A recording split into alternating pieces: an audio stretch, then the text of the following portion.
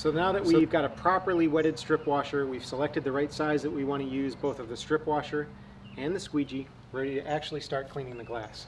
Now, you want to get the right amount of solution on the glass. You don't want so much that it's splashing everywhere and you have a lot of wipe up to do, but you do need enough to lubricate your squeegee and get some good scrubbing and cleaning power on the glass. So you want it to look about like this. So you can see the solution's running down the glass a little bit, but it's not a flood of solution. That's just not necessary.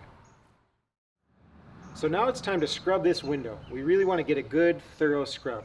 So we've already assessed the glass, we've looked for trouble spots. This is a great time to really focus on those. For instance, I have a nasty spot right here, and I like to just use the end of my strip washer because I get a little extra leverage and really work those trouble spots and get those broken up before you wet the whole rest of the window. So once we've done that, now we can go through and scrub the entire window down.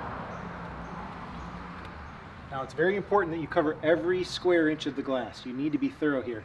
Pay extra attention to the corners because those can be difficult to get into.